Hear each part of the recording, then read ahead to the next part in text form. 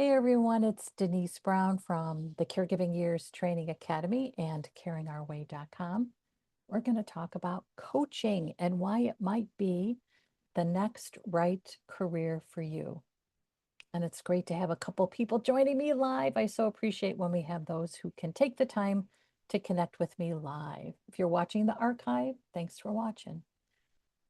All right, let's talk about coaching and what it looks like these days. I started coaching family caregivers in 2004, so it's been just about 21 years. And it's been really interesting to see the growth of our work. I wanted to give you some comparisons around programs that currently are available for family caregivers to give you some context around the need to support family caregivers. So last February, just about 7 months ago, I looked at our National Family Caregiver Support Program. This program was launched in 2000. There are federal funds that move down into state area agencies on aging and then into the community level area agencies on aging. The total budget for this program that supports family caregivers is $151 million. The program serves about 750,000 caregivers annually. So if you do the math, each family caregiver has about $200 of services spent on them. But what does that look like in the bigger context? Especially when we think about eligibility. So it's not just every family caregiver who can receive services through their local area agency on aging. You must be caring for someone who's 60 years of age or older. If you're caring for someone with dementia, that person with dementia, your caree, can be of any age and you can receive services. They also provide services for grandparents who are raising grandchildren. However,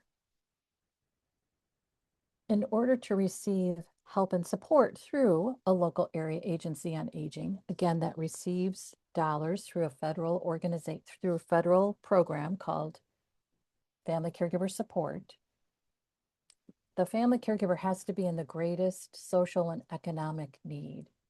And if you were to call your area agency on aging, for instance, to find out about services, they might put you through an income eligibility assessment just to determine if you meet that criteria of having the greatest social and economic need. So when we think about what's really happening, there's different numbers as it relates to the number of family caregivers. I believe everyone is a family caregiver because if we're not currently caring, we're in a stage I call the expectant stage. So I consider the expectant stage to be the first stage in our 6 caregiving stages. And we're all expectant caregivers. However, if we were to put a number, Guardian Life had done a survey of family caregivers a couple years ago, and they said 100 million US adults provide care. So keep that number in mind, 100 million, and compare that to the number that actually receive help through the only federal program that's available.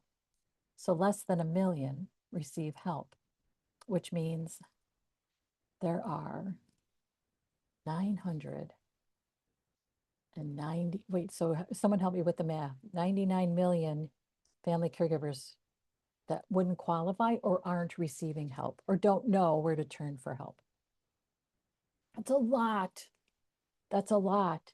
And then if we look at one other market research around family caregivers insight, it's that 80% of family caregivers who are interested in finding help, okay, I'm going to step back. 80% of family caregivers want help. almost 90% cannot identify a company that could help them. And what's missing is this local piece. Someone in a family caregivers community who is well known to them, who understands what it's like to live in this community, who has insights into resources available in this community is what family caregivers need.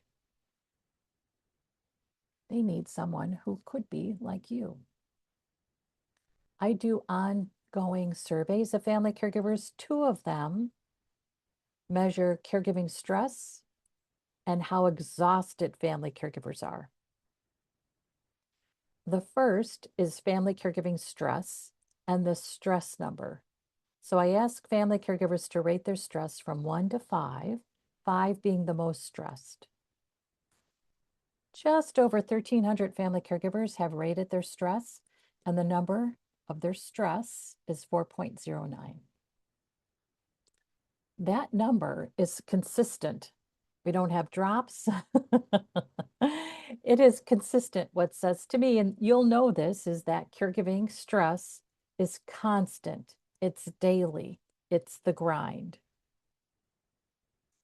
And then when we look at how exhausting caregiving is, 70% of family caregivers I've surveyed say their fatigue, their exhaustion is at either a 4 or a 5, the 5 being the highest. We have 100 million individuals who are really stressed and absolutely exhausted. I helped my parents. I helped my dad for just about 20 years. 8 of those years, I also helped my mom. And when we started to really get into navigating the systems and pulling together different services and programs and organizing it in a way that that could help them, I was giving an update to my dad. I said, here's who's going to help. Here's who's paying for it. Here's when they're coming. Here's what they're going to do. And he looked at me and said, well, shouldn't someone be helping us do all this? I did probably laugh and I said, well, no, there isn't. And that's why I'm doing it. Just as an aside, I think the way we define caregiving is often defined incorrectly within large organizations. Oftentimes, the definition of caregiving is around tasks, and a caregiving experience is much more than tasks. It's an emotional experience. And I think if we were to use a definition that included the question, who do you worry about in your family? We would realize everyone's a family caregiver. It's the worry that defines us. It's not the tasks. Because sometimes we're in a situation where we might not be providing hands-on care. We might be organizing the care, managing the care, setting up the care. A caregiving situation happens with a caree and then outside of a caree. So thinking about the phone calls, the scheduling, the organizing, the managing.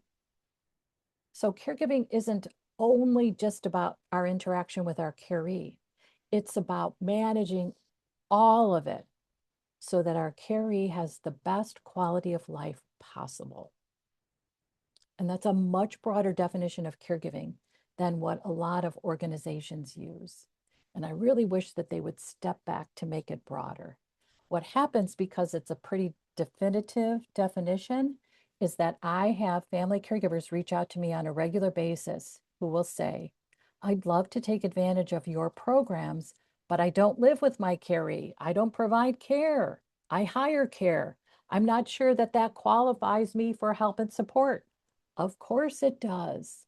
Our definitions are so narrow that family caregivers don't really identify with the definition. Not all family caregivers identify with the definition, and that's a problem. We don't want individuals to ask for permission to receive help and support. We want them to receive help and support and to realize it's for them. Yes, it's for you. Okay. So when we think about the need, think about stressed out, exhausted individuals. And here's some comments from stressed out, overwhelmed, frustrated, exhausted family caregivers. The first comment is from a family caregiver who participated in one of our programs. It's a program that supports those who care for a family member with dementia. We had a pre-program assessment that they completed because we really want to make sure that the program works. So we do a post-program assessment as well. In the pre-program assessment, I ask, what is your need for a listener in your life? One being, oh, I don't need one. 5 is the greatest need. I need a listener. Everyone who participated in that program selected 5. That the need is so great for a listener that it is universal. In a caregiving experience, family caregivers want a listener. And one of them wrote, I can only say I cried like crazy when I read the question about needing someone to listen. We have this idea that we should just endure this experience. And enduring is not a coping strategy. Think about how many family caregivers endure this situation without having a good listener in their life. I have been coaching family caregivers, as I mentioned when we started, for 21 years. And one of my clients sent me an email after one of our coaching sessions and said, I struggled to find the motivation to write down the solutions we talked about. It was so helpful you did this for me. She's exhausted. She's exhausted. She's exhausted. So in our coaching calls, we go through what could she do? When could she do it? Who else could help her? And then I take notes and then I send it to her. And when I was doing that, I thought, I wonder if this is too basic. And she was like, no, I can't. I'm too tired to do it. And then here's another comment from a family caregiver who receives coaching services. I feel consumed by care needs. It's overwhelming. I just need to talk it out with someone who understands and can just listen.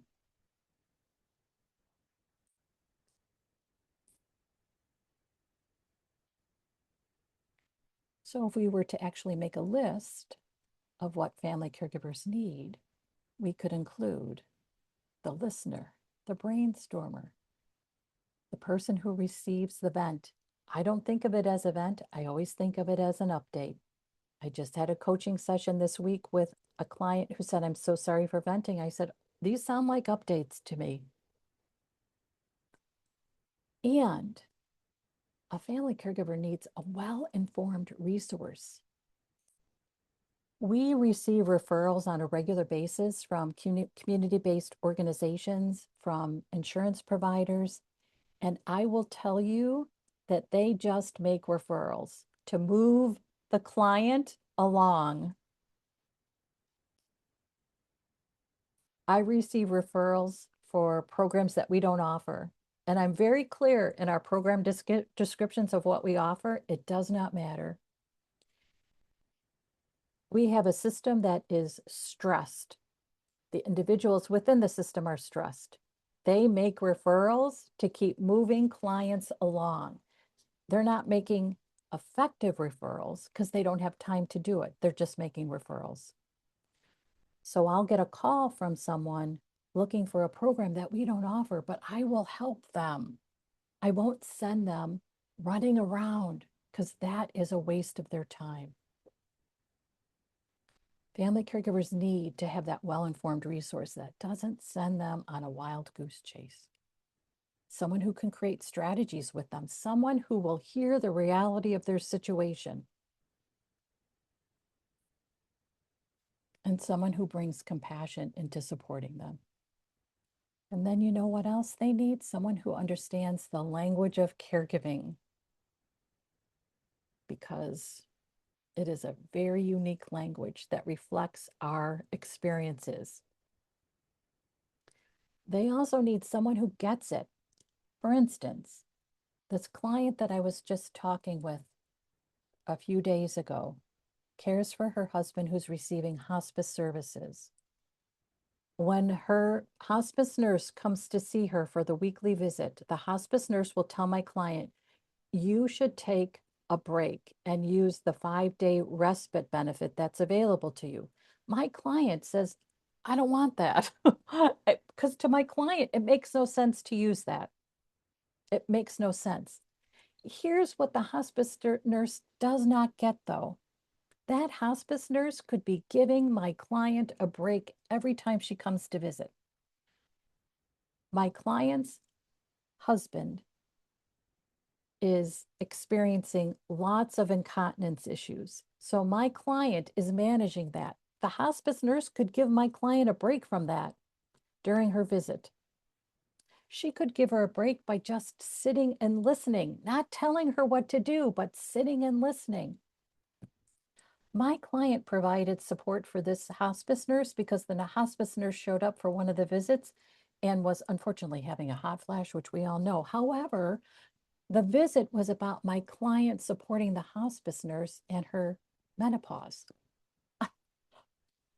That's the kind of stuff that you think, does that really happen if you don't get it? But that happens.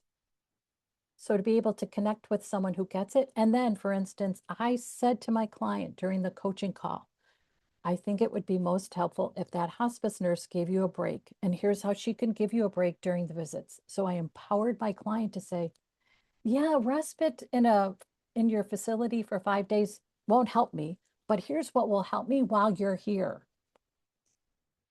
Oh, it's so frustrating. Anyway, but we can empower clients to be much more of an advocate for themselves. Because I think what happens when you have a provider like a hospice nurse coming in, you just think, oh, they'll know what to do. They'll be able to manage this situation and help me. And we just are a little shocked when we think, oh my gosh, but I have to give her guidance. I have to tell her. And it's really helpful to have someone who gets it that can help you do that. And the other thing is, there are lots of heartbreaking moments during a caregiving situation. And to be alone in that heartbreak is awful. And it's very painful for others to be with us when our heart is breaking. And a well-trained professional coach can do that. Just be there. That's powerful.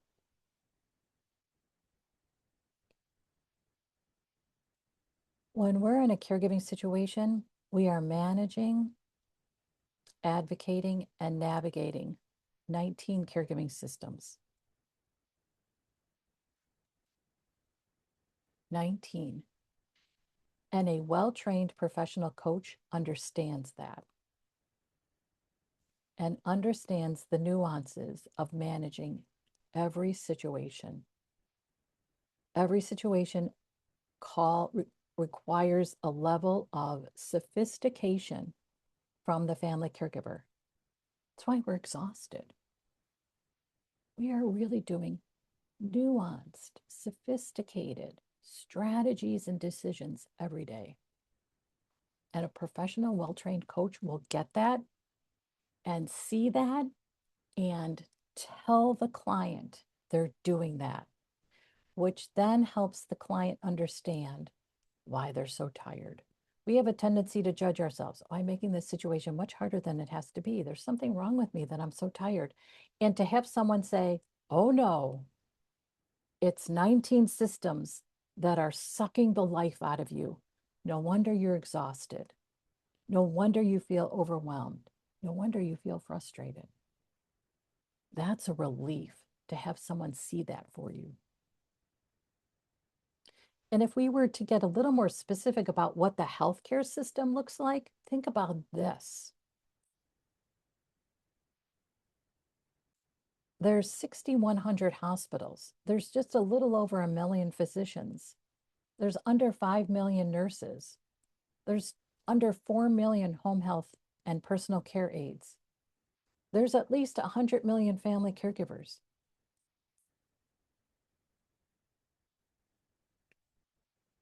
There's just not help available. It's just not there.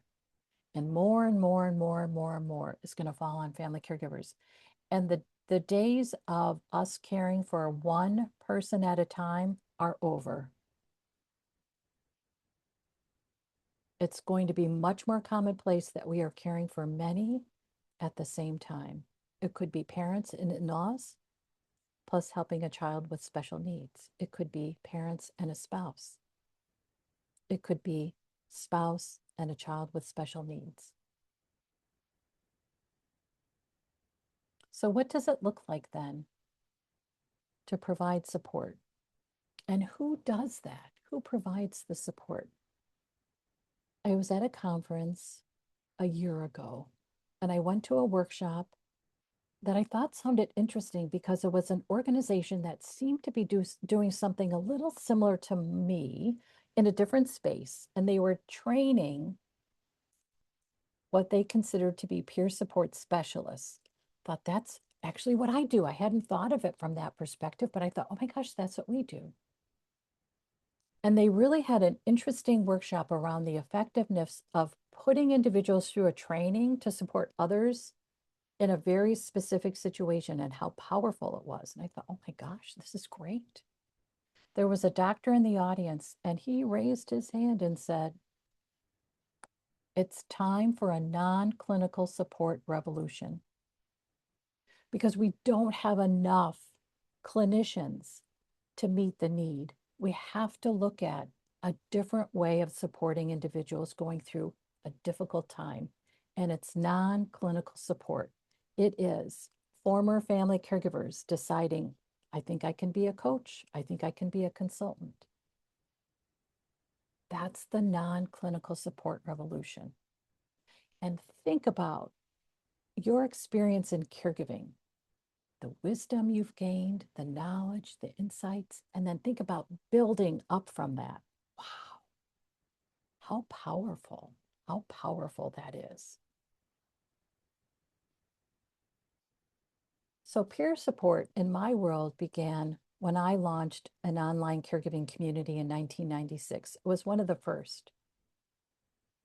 And I really listened to family caregivers over the years. I did an annual survey. They told me what they wanted. And what they were telling me was they really wanted support for their emotional well-being. And I thought, there's a way to do that through peer support, although I didn't call it that at the time.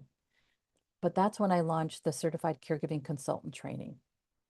Because it seemed to me, knowing that the best resource for a family caregiver is a family caregiver, that we could elevate that, really empower that former family caregiver to take training, to be well equipped, confident, comfortable, having really difficult conversations with a client, and being the right support for the client.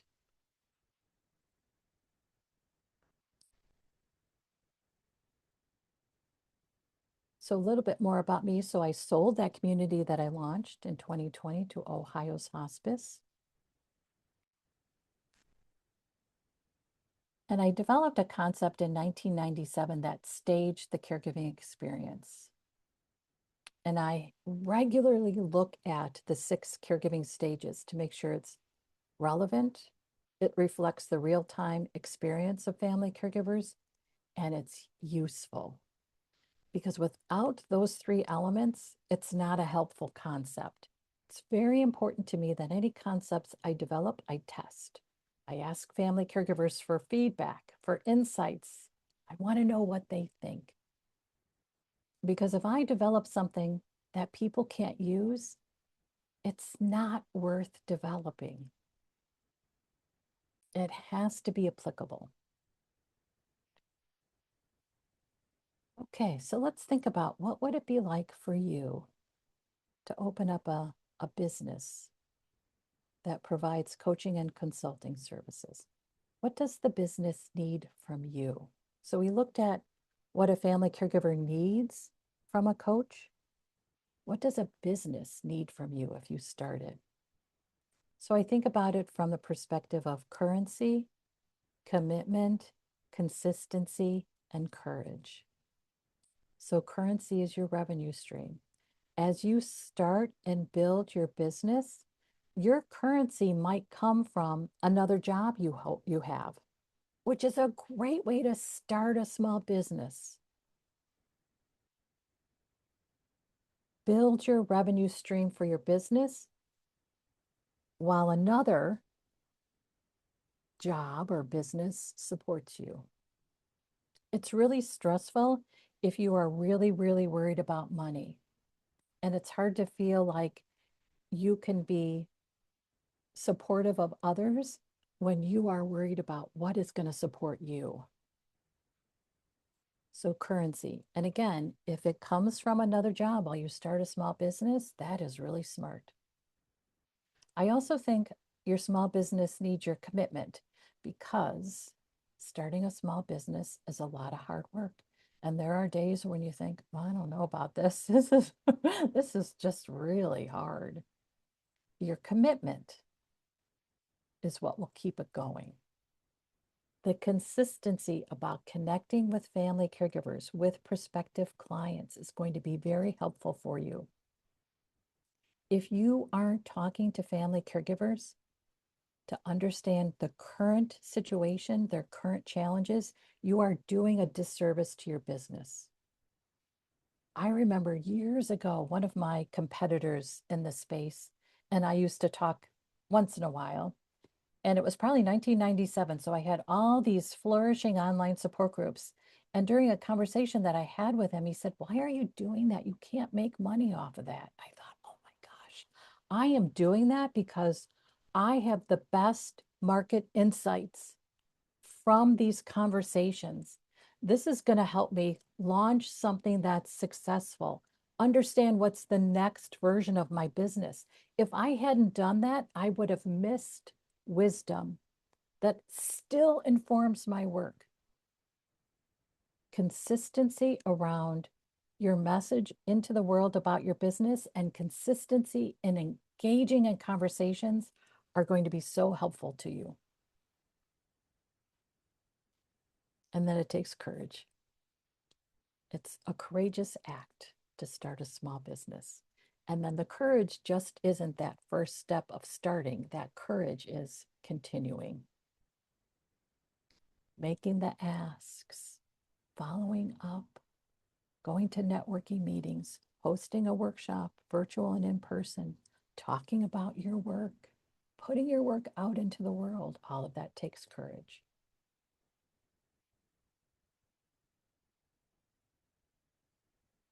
And if you think about what your revenue stream can look like, I think of it from a couple different perspectives. Certainly, it could be one-on-one consultations. It could be small group workshops that you offer. You could get paid as a speaker. You could do what's called audits, where, for instance, you audit a care plan. A family caregiver sends you what a care plan looks like, and you charge 29 bucks to give them a review and insights and suggestions. And what you do is record a video of your audit. So they send you a PDF, for instance, of the care plan. You record a video that says, here's what I like, here's what you could add, here's a couple other suggestions for you. And then you charge a certain amount, and then you invite them to become a client, to do a little bit more work one-on-one with you.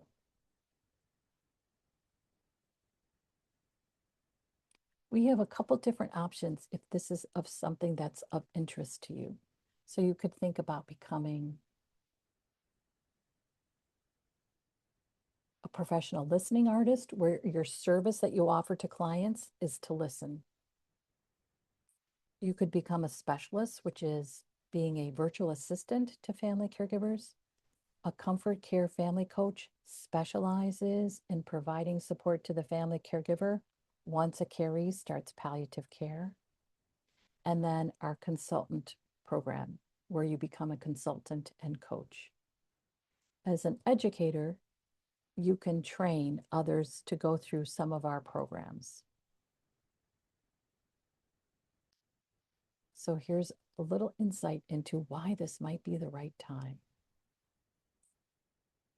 we are offering a program that starts January 2nd that you can enroll in for free if you enroll in one of our levels of our consultant training. And I'll tell you what the 3 levels are. So we have a program that takes 6 months where you develop your own workshop. And I support you in helping you create your workshop. And then I host an event where you deliver your workshop. So if you enroll in one of our levels of our certified caregiving consultant training by January 2nd, you'll also receive this caregiving workshop creator for free. And what's so valuable about it is you then have a workshop that becomes this lead generating activity. You can deliver this workshop virtually or in person, and then use it to invite people to schedule a complimentary call with you or enroll in a small group coaching. So our consultant program right now is 106 hours. I'm adding 3 more classes in the program in January, so it'll probably be almost 110 hours. And so I think about it like 6 semesters of college. So you can really think about this is an amazing educational opportunity. And what's so great about it is it's this amazing deep dive into what your clients are experiencing. And because I want you to feel comfortable with this material and how to use the skills in your coaching calls, we also meet every week for what I call study halls. So the next study hall starts in January. We meet on Wednesdays at 7 p.m. Eastern Time for 1 hour. We meet for 9 weeks, and each week we talk about a module. The consultant training includes 9 modules. And so at the end, you'll be able to feel really supported and comfortable with our training material. In addition, we'll do another special event, which is called Coaching for Caregivers. We do this regularly, where it's an opportunity for family caregivers to experience what coaching is like. So when you enroll in our consultant program on or before January 2nd, there's a couple extra benefits. Our workshop creator. So you have a workshop that you can use as a lead generating activity. And you also have an event you can participate in. So family caregivers have an experience with a coach like you. And that could be how you also enroll family caregivers into a coaching program. So when you enroll on or before January 2nd in our consultant training, and you complete the study halls over 9 weeks, you could complete our live training on March 7th, and be certified as a consultant by April 1st.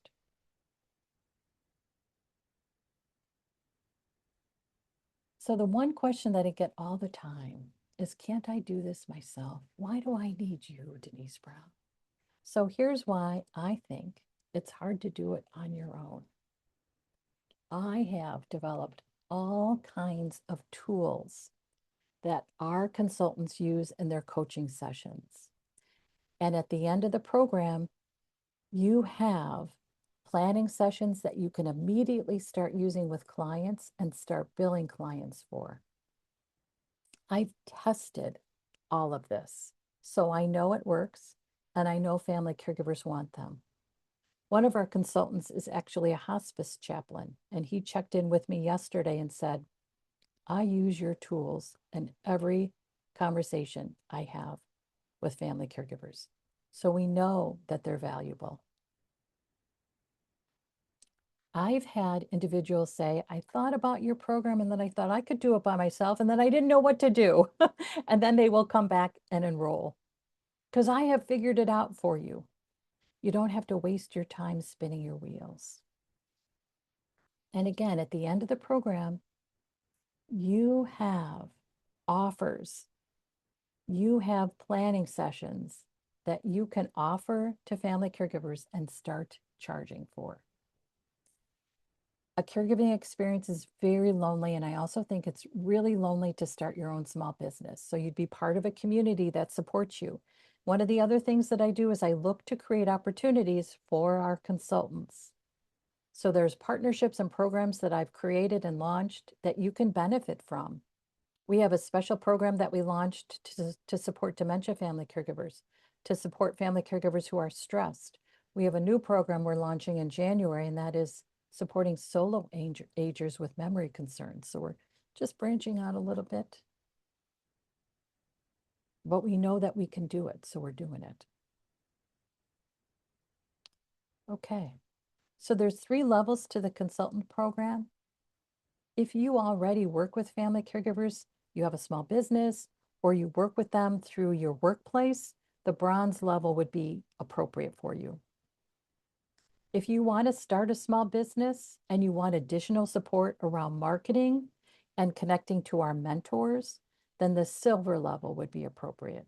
And then if you think, you know what, I really want to deliver excellence, you could look at our gold program.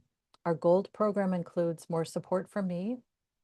I help you write a book, and then you develop another workshop that's approved to deliver CEUs for healthcare professionals. In addition, you become a master caregiving consultant, and you achieve that through higher certification requirements. Okay, so I always like to give you the pricing so you can enroll with 1 payment or 6 payments. And the bronze is 2,500 or 6 payments of 417.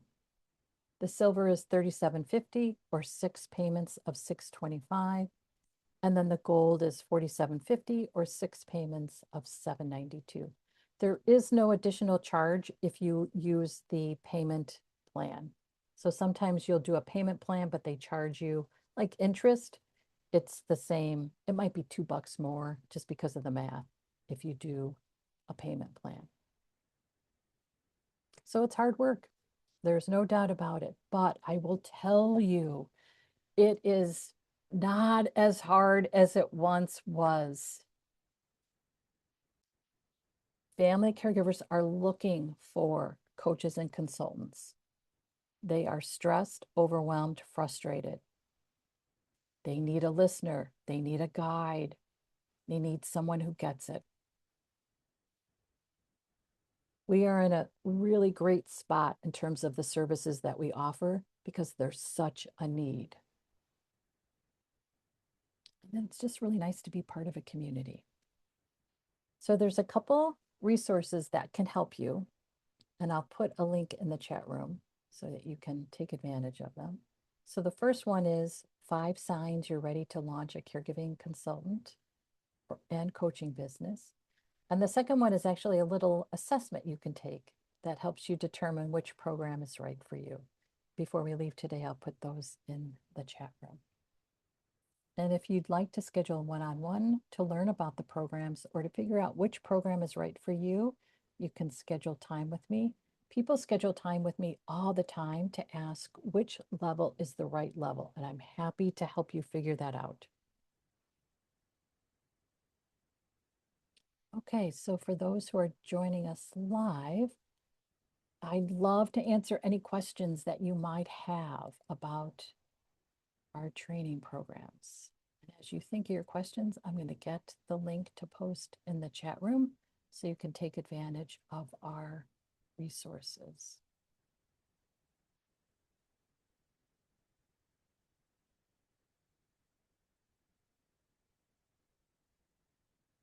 And I'm curious, when you realized that you wanted to think about becoming a coach consultant who works with family caregivers, I'd love to know that too.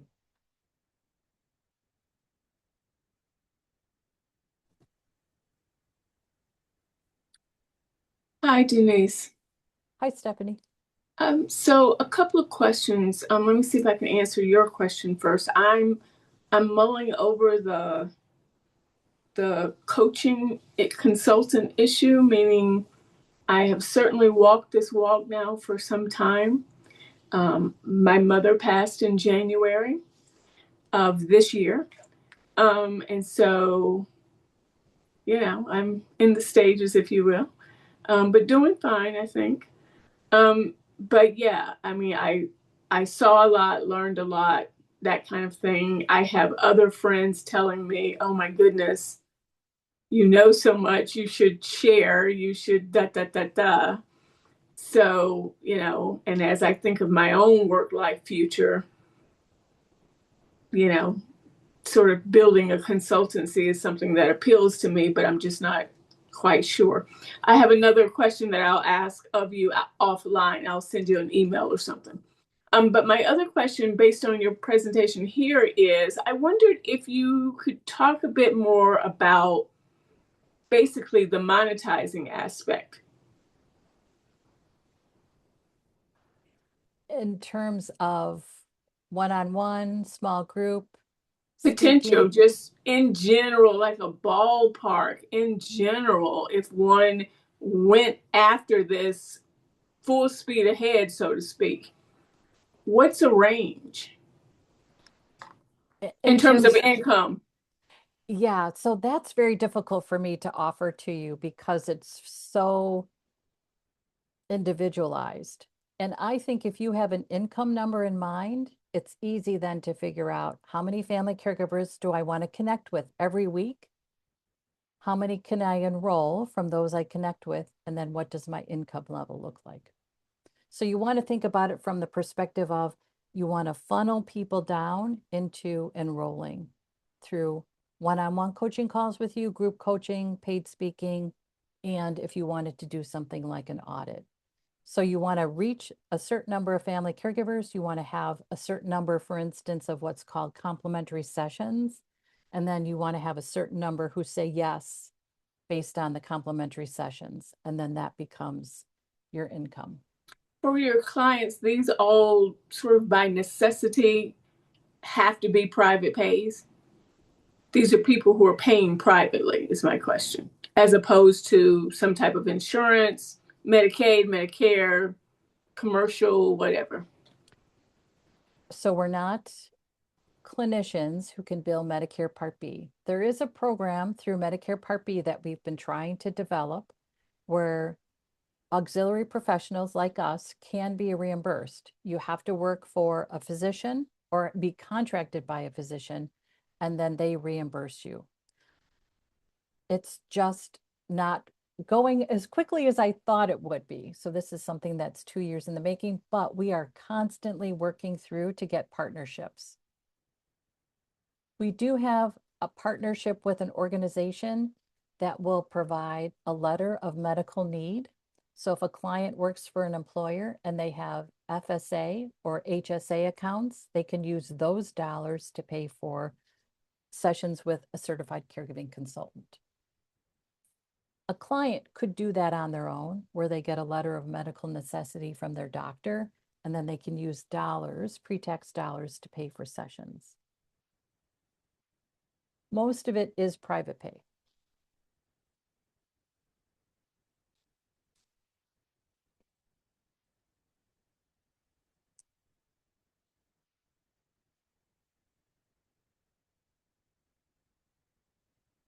What other questions might you have before we close for today?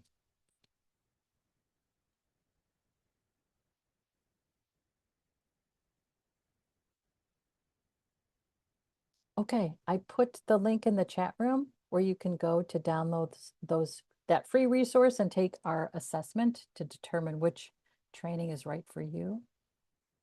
And you can reach out to me if you'd like to schedule a one-on-one to talk out your goals and which program might be right for you. That'd be great. And I thank you guys so much for being here live with me. And if you're watching the recording, all the resources are listed in the show notes.